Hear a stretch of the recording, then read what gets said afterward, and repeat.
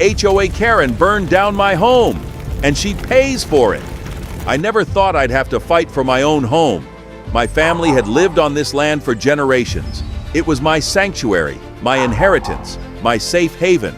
But to the local HOA, I was nothing but an outsider who refused to bow to their rules.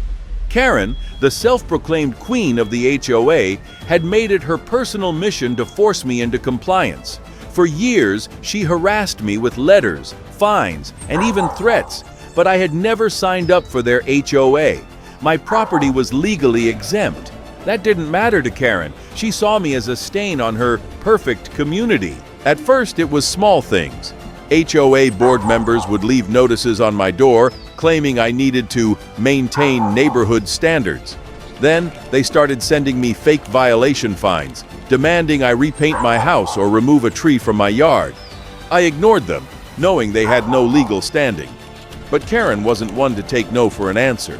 She upped her game, escalating from passive-aggressive letters to direct confrontation.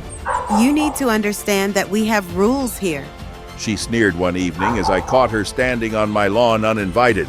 If you just signed the HOA agreement, things would be much easier for you. I refused. This is my property. You have no control over it. Her eyes narrowed. We'll see about that. One night, I woke up to the smell of smoke. My heart pounded as I leaped out of bed, rushing to the window. Flames engulfed my porch. The fire spread quickly, consuming my walls, my furniture, my memories. I barely made it out with my life. As I stood outside in shock, watching my home burn, I knew this wasn't an accident. Someone had done this on purpose. The fire department arrived quickly, but it was too late. My house, my family's legacy, was gone. The next morning, the fire marshal confirmed my worst fear. It was arson. And then came Karen. She stood across the street, watching with a smug expression. Such a shame. She said, not even bothering to hide her satisfaction. Maybe now you'll see the value in community regulations. Rage boiled inside me. I clenched my fists. You did this, she smirked. Prove it. I wasn't going to let her get away with this.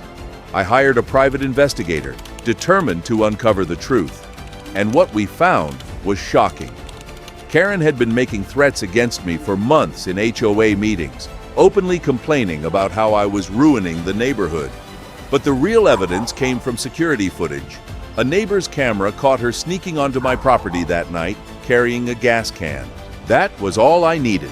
I turned everything over to the police. When officers showed up at Karen's house with a warrant, she panicked, but it was too late. The evidence was overwhelming. She was arrested on the spot, charged with arson, destruction of private property, and attempted manslaughter. In court, the truth came out. Karen had orchestrated the entire attack, hoping that with my house gone, I'd either be forced to leave or rebuild under HOA regulations. She had used HOA funds to bribe contractors to look the other way when she tampered with my utilities, and she had even attempted to cover her tracks by setting up an alibi with fake receipts. But justice was swift. The judge ruled in my favor. Karen was found guilty on all charges and sentenced to prison. The HOA was sued for negligence, and the entire board was forced to step down. As for my home, the court ordered Karen to pay damages. Everything she owned was liquidated to compensate me. With Karen gone, the neighborhood finally found peace. No more arbitrary fines, no more ridiculous rules, no more fear of unjust retaliation. The new HOA leadership, handpicked by the community, vowed to operate with transparency, fairness, and integrity. They immediately set about reversing many of Karen's harshest policies. Unwarranted fines were refunded, restrictions on home improvements were loosened, and community meetings became open forums rather than dictatorships. As for me, I rebuilt my home, stronger and safer than before. The fire had taken everything, but it hadn't taken my will to fight. Brick by brick, I made sure my house stood tall once more. This time, I installed top-of-the-line security cameras, reinforced my property lines, and made sure that no one, no HOA president, no self-entitled bully could ever pull a stunt like this again. Karen thought she could burn my house to the ground and force me to comply. Instead, she lost everything: her position, her money, and her freedom.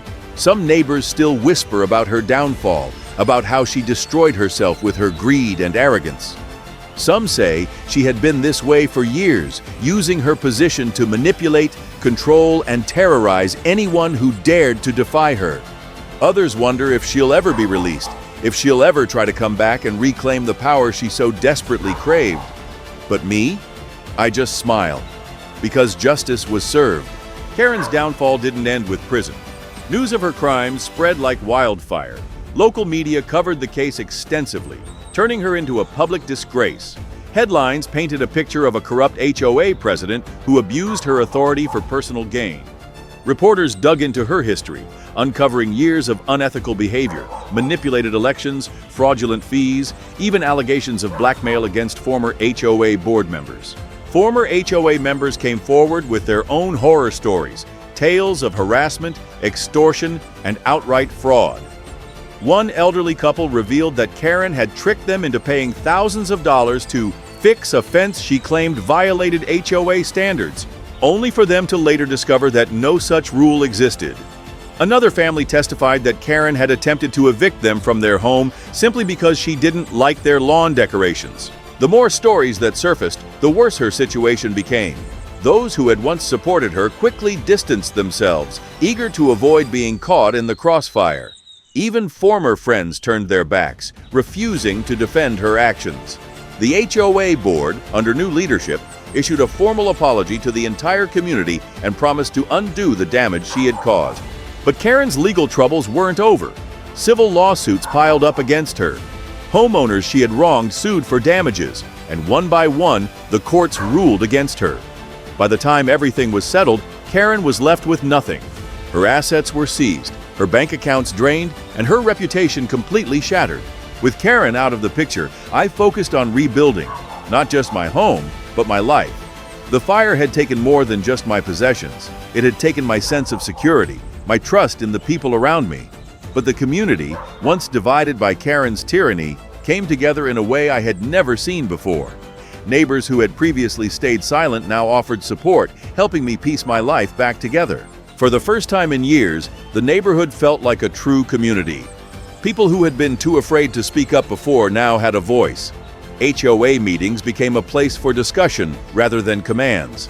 The new board, eager to rebuild trust, reached out to me directly, offering compensation for everything I had lost. But I refused. I didn't want their money. I wanted change. I made sure they revised their policies, implementing strict guidelines to prevent abuse of power in the future. No one would ever wield the same unchecked authority Karen had again. It took months, but I rebuilt my home, making it stronger and more resilient.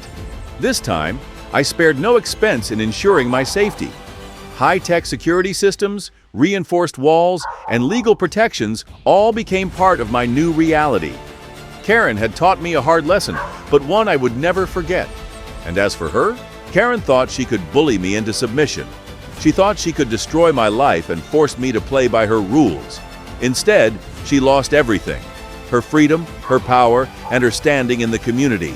I had won, and justice had been served. Write in the comments from which region you watch our video. It is very important for us. Like and subscribe.